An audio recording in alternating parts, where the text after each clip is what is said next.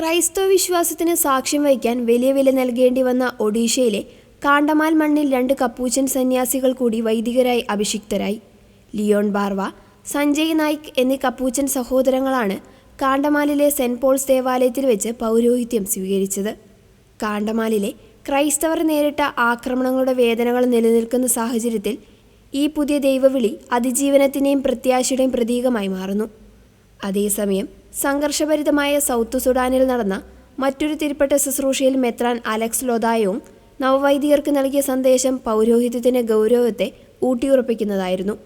നിങ്ങൾക്ക് ഞാൻ പട്ടം തരുന്നത് രാജ്യത്തിനു വേണ്ടിയല്ല, മറിച്ച് വെല്ലുവിളികൾ നിറഞ്ഞ ഈ ലോകത്ത് പ്രതീക്ഷയാകാനാണെന്ന് അദ്ദേഹം നവവൈദികരെ ഓർമ്മിപ്പിച്ചു.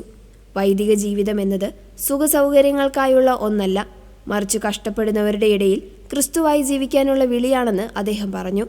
സുഡാനിലെ മെത്രാന്റെ വാക്കുകളും കാണ്ടമാലിലെ തിരുപ്പട്ടവും ഓർമ്മിപ്പിക്കുന്നത് പൗരോഹിത്യം എന്നത് സഹനത്തിന്റെ മണ്ണിൽ സ്നേഹത്തിന്റെ വിത്തുകൾ പാകുന്ന ശുശ്രൂഷ എന്നതാണ്.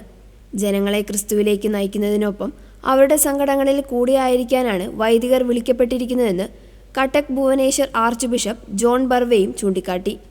പാപികളെ മാനസാന്തരപ്പെടുത്താനും രോഗികൾക്ക് ആശ്വാസം നൽകാനും സഭയെ നയിക്കാനുമുള്ള അമൂല്യമായ ദൈവവിളിയാണ് പൗരോഹിത്യം.